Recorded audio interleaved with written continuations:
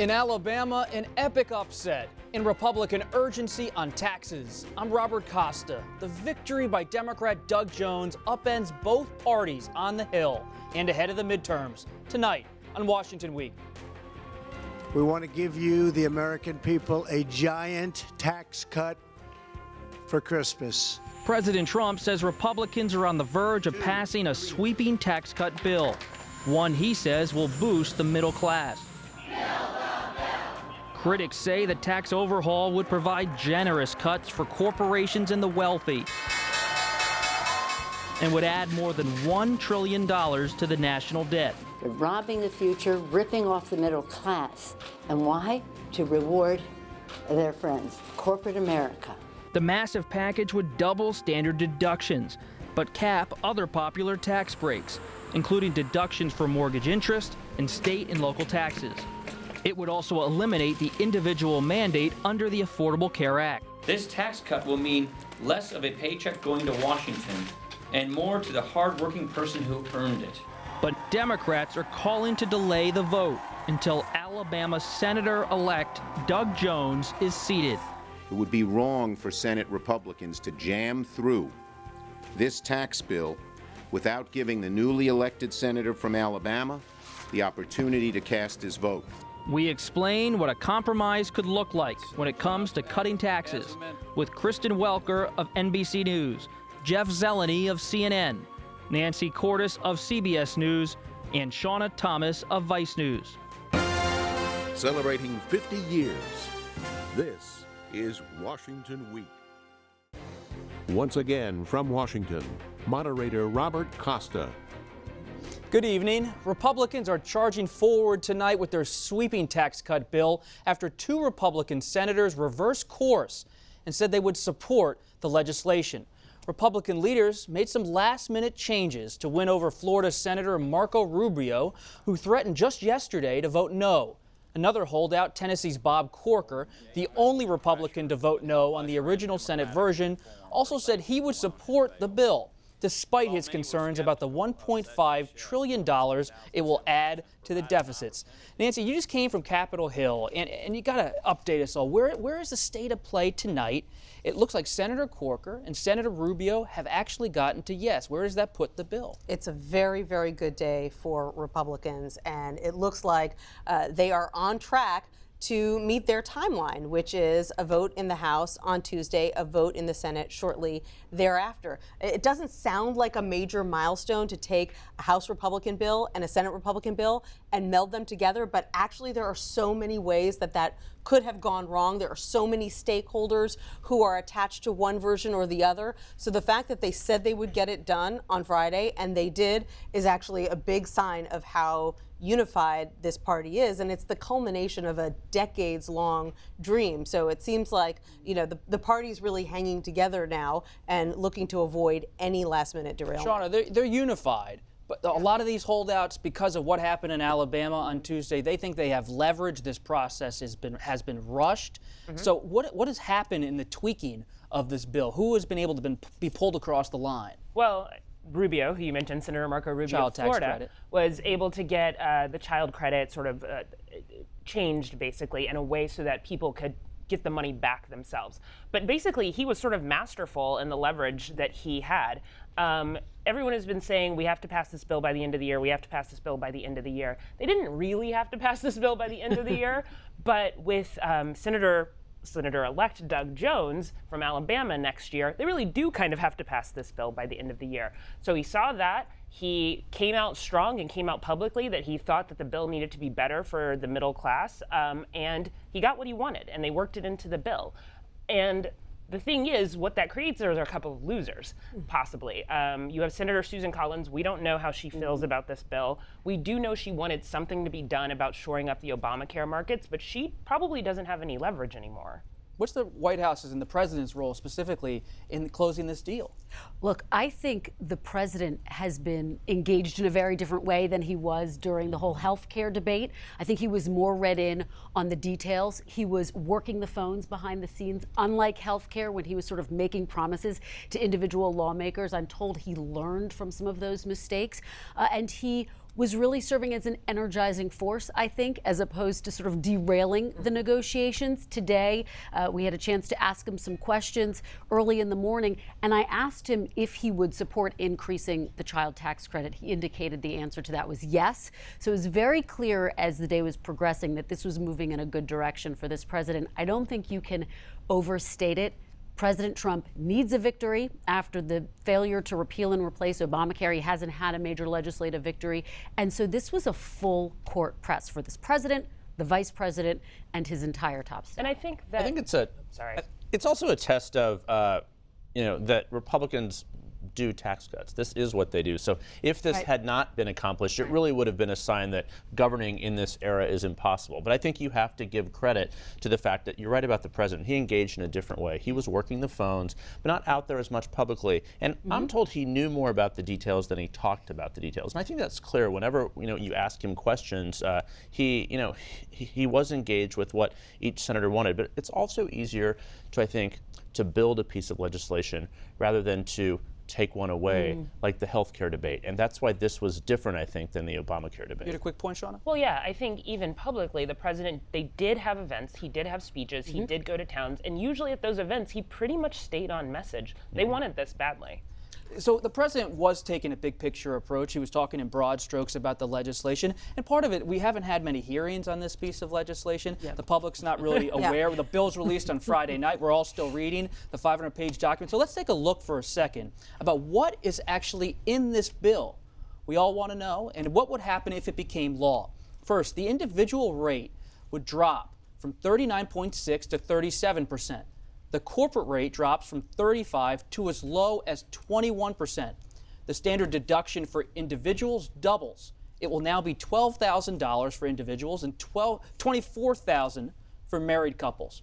Republicans say this would simplify the tax process and allow more people to stop itemizing. The proposal preserves the deductions for medical expenses and student loans. People living in high-tax states like New York and California, well, they could pay more under this new provision that limits state and local income and property tax deductions at $10,000. Republicans will also repeal the most controversial provision of the Affordable Care Act, the mandate that requires just about everyone to have some form of health insurance or pay a fine. Nancy, on the health care point, this is a major overhaul of President Obama's signature law. And we're not talking much about it when we're on Capitol Hill because it's all taxes, but this is a health care debate as much as it is a tax debate. Republicans don't want to talk about it because they love to be able to slide that through. There's another big GOP priority in this bill they don't talk a lot about either, and that is opening up part of the Alaskan Wildlife Refuge for oil drilling, which was kind of a giveaway to Lisa Murkowski of Alaska to win her over, but something that Republicans have wanted to do for a long time. And it was interesting as you went through the laundry list of what is in the bill. It's remarkable how much at this late hour we still don't know. First of all, because we just got the bill and it's 500 pages, but also because I checked again right before we went on the air, the Joint Committee on Taxation, which is sort of the nonpartisan referee, if you will, the bipartisan number crunchers, has not been able to release its analysis of this bill. So we don't know basic things like how much does it cost? We think it's about $1.5 trillion, but we don't really have any idea.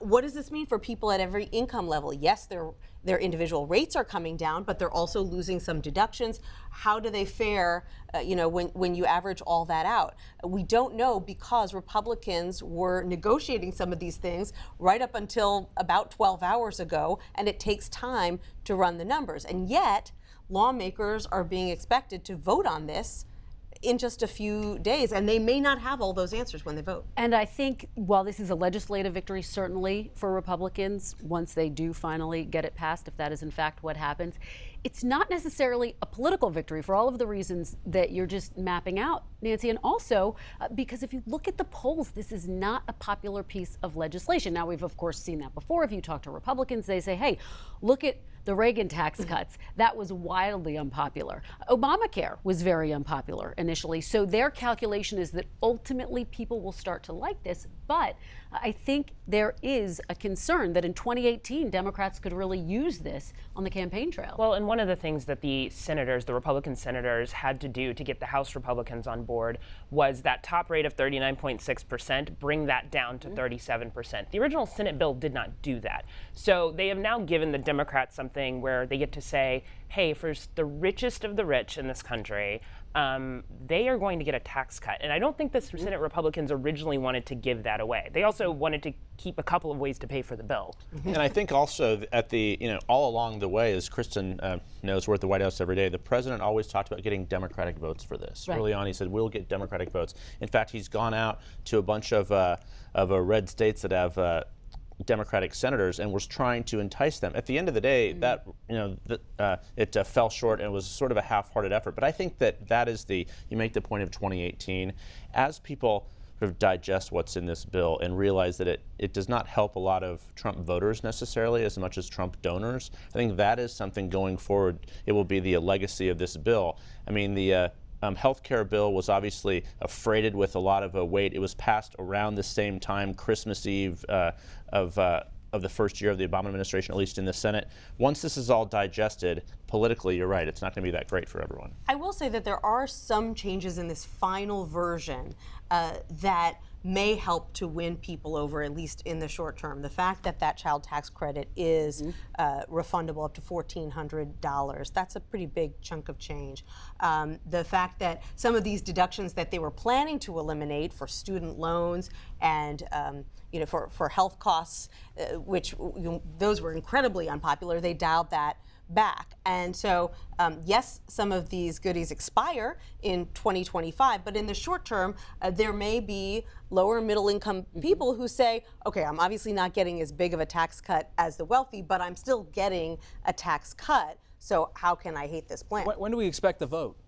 It's looking like Tuesday in the House, and then the Senate has to take some time to allow for debate. Democrats probably will take up all of that time, but if everything goes according to plan, the Senate vote would take place on Wednesday. Shauna, Jeff brought up the midterms, and when you look at this bill, the corporate rate is made, the cut is made permanent to about 21%. Yes. The middle class tax rates are not permanent. Is there going to be a political cost for Republicans next year because of the fact that the corporate rate is locked in and it's really helping corporations? Well, I think the thing that Republicans are going to say is that, yes, to make the system work through the reconciliation process, the special process the Senate is using to pass this bill, we had to sunset those tax cuts for individuals, personal income tax cuts. But we'll continue them on. And there is sort of a historical trend that when you try to sunset tax cuts, someone ends up going ahead and extending them and extending them and extending them because nobody wants to run on your taxes increasing. But that will be brought up, and that's part of the messaging problem that the Republicans have, which is when you start to look down the line, middle-class people's taxes go up at a certain point and the corporations don't. One thing that's not been discussed, I've been sort of surprised, the debt. The price tag on this for being a Republican administration, I mean, Republicans, were often the stewards of and concerns, about this were front and center. Bob Corker is really one of the only senators to talk loudly about what is this costing everyone here, and he is on board with this. I'm told one of the reasons he came on board, a Republican who's very close to this process told me that Leader McConnell went to him directly and said, we need your vote on this. Senator McCain, as we know, is battling brain cancer, and Walter Reed, it's unclear if he'll be able to come back and vote. He wants to do that next week, but having Bob Corker on board is certainly an insurance policy, if you will. But he raised the concerns about the debt. You don't hear much about that from many other people, certainly not the White House. I haven't heard the president talk about that at all. No, they're not focused on that. I think they're focused on the corporate tax cut. The president loves to talk about that. He wanted 15%. He didn't get the 15% he wanted. They had to compromise at 21%, and their argument is that's something that's really going to. And they're banking on the economic, the market's doing well. Absolutely. And the tax cut. They think it's traditional Republican orthodoxy. Trickle-down economics will win them votes next year. Well, and President Trump's already started to make that argument. He's tweeting about the economy, the stock market, almost every morning to sort of highlight that point. Look at how the markets are already responding to the mere idea that this is going to pass. And so I think you're going to see him continue to hit that point very hard. Let's just talk about what sparked all this frenzied activity this week, because it was the upset in Alabama that started all of this, the special election where Democrat Doug Jones beat Republican Roy Moore. It was a race dominated by the allegations of sexual misconduct against Moore, but it nonetheless was a significant political moment, a Democratic win in the Deep South, Trump country. And when I was on Capitol Hill this week talking with senators on both sides, I heard from Democrats that it wasn't just about Moore. Senator Bernie Sanders told me this. It was a referendum on President Trump. The question remains, however, whether Democrats can translate this win into an effective way of stalling the Trump agenda or winning back control of Congress. Shauna, what are you hearing from Democrats about whether this tax bill is actually a gift to them and they can build on the Alabama momentum? I mean, I think in some ways Nancy Pelosi has said that this is a little bit of a gift to them, and they've also said, you know, you don't want to do this, but they are going to run on that. They are going to run on the idea that they are lowering rates for people who are rich. And it's just not a great message for Republicans. And the thing about Republicans is that they can say, you know, you got to wait and see, and the economy is going to get better. And that takes a while, just like we saw, as Kristen pointed out, with Obamacare. People kind of like Obamacare now that they sort of understand how it affects their lives. This is a slow build, and we won't be able to tell you how tax reform is going to work. But the Democrats are going to tell you for a while, hey, that rich person down the street got a tax cut. How does if the Senate now is 51 Republican seats, 51, right, 52 to 51, how does that change Capitol Hill? Well, it's interesting because on one hand, there's not that much legislation that you typically pass with 51 votes rather than 60. We've been in kind of this unusual phase in the Senate where Republicans have been using this reconciliation process, this budget process, to pass legislation using 51 votes, first on health care, now on taxes. But after that, it's going to get more difficult. And so, the problem isn't going to be that it's 51-49, and that makes it tighter when they try to pass with a simple majority. The problem is going to be that on a lot of legislation that they want to pass, they got to get to 60, and so they're going to need Democratic support for the first time, and everybody's muscles are sort of atrophied. And the president reached out to Doug Jones, the senator-elect. He did, and it was a phone call pretty early on. I mean, this was one of the biggest defeats that President Trump has had, politically speaking. But in a tweet about 11 o'clock on election night, pretty measured and conciliatory, congratulating Doug Jones. Less than 12 hours later, he was on the phone with him, congratulating him, inviting him to the White House to come over. If you think of Doug Jones, yes, he was branded as a liberal, but he's still a Democrat from one of the most conservative states, sort of an extinct creature. That used to happen all the time, the Ben Nelsons of the world, if you will, like Democrats from Republican states. So we'll see what Doug Jones does. He'll play ball in some respect, but I was sort of struck by the week began so poorly for President Trump, but it will end likely as one of his strongest weeks if this bill's signed. And I thought it was interesting, earlier today, the president was asked, is it time for Roy Moore to concede? And he said yes. He didn't hesitate. And I thought that sort of underscored the point that you're making, Jeff. Doug Jones, I thought, ran a very smart campaign prior to the allegations that came out against Roy Moore. He said, look, I'm someone who can work with anyone in Washington. If you talk to Republicans, they say they're holding him to that. Maybe not on every piece of legislation, but think about some of the things they want to tackle in the new year. Infrastructure, for example. That's an area where I think Democrats and Republicans can find some agreement. The president keeps talking about welfare. We're trying to drill down on some details. What specifically is he talking about? But those are potential areas, I think, of common ground. But the one thing I want to say is that Doug Jones has his seat. It will be up for re-election in 2020. Right. The odds that a Democrat re-wins that seat are not that good in Alabama, especially unless Judge Roy Moore decides to run again or something like that. Which is not an impossible thought, because he's still running. I mean, he hasn't dropped out. He ran again for judge, won after getting kicked out. Right. So let's just remember that. And so I don't know how much leverage the Republicans or President Trump have over Doug Jones if in the future the idea of him winning that seat again is really unlikely. Yeah. But people say don't read too much into special elections, Jeff, but at the same time, this was a major win for the Democrats, and it made President Trump be a little bit conciliatory, to reach out, to extend a hand. It did. I mean, he had no choice, really. And he was humbled by this in the moment. You're right. Odd circumstances all around. But I think the takeaway here is has President Trump's relationship with Steve Bannon changed? They're still close, but will he follow him in, if he's challenging another sitting Republican senator? Don't count on it. The hardliner from Breitbart, he's still in the president's ear, but we'll see how much he impacts the president moving forward. But there's a bigger picture, too, among all this tax discussion, because as lawmakers this week were hammering out the final version of this tax bill, President Trump was taking aim at the FBI minutes before he was speaking to a graduating class at its National Academy. Here's what he had to say from the White House lawn. Well, it's a shame what's happened with the FBI, but we're going to rebuild the FBI. It'll be bigger and better than ever. But it is very sad when you look at those documents, and how they've done that is really, really disgraceful. And you have a lot of very angry people that are seeing it. Today was just the latest in a barrage of criticism from President Trump that he's directed at the FBI, saying the Bureau's reputation is in tatters. Nancy, when you think about this moment for Republicans, they're moving forward on one of their promises on taxes. Yet, when you're on Capitol Hill, are they worried that the president's comments about the FBI, his conduct when it comes to the Russia probe, that could be a major problem for them that going into 2018? That worry is an undercurrent that is there all the time. It's not escapable. At the same time, they're so used to him doing this, attacking the CIA, attacking the FBI, that it's sort of become background noise at this point, or at least they treat it as if it is and try not to address it. Yes, it gets them off message.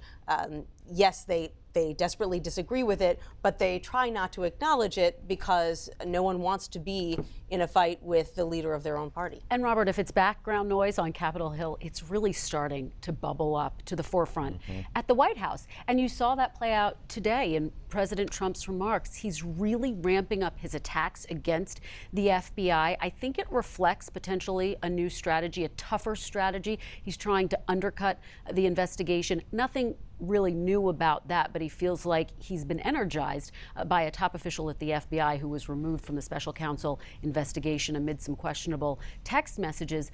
But there's a debate in Trump's inner circle about how to respond. How tough should he get? You mentioned Bannon. Bannon wants him to get a lot tougher. Well, based on that, Jeff, should we expect Robert Mueller, the special counsel, to be fired in the coming weeks? Is that on the radar for the White House? Is a pardon for former National Security Advisor Mike Flynn on the radar? Well, the president was asked that this morning, and he said, I'm not thinking about that yet, but left open the possibility of pardoning Flynn. I think we have to see. I mean, Michael Flynn obviously is cooperating with the special counsel because he was only he pled guilty to one charge. But I think going forward here, the idea inside the White House, his lawyers believe that he's not the subject of this. They want to get through this as quickly as possible. They've tried to suppress every urge and inclination to fire Bob Mueller because that would create a whole situation. But Rod Rosenstein, the Deputy Attorney General who appointed him, he voiced his support for a Mueller here. So I think any firing of Mueller would set all of this back. Shauna? And any firing of Mueller, Rod Rosenstein in some ways would have to do it.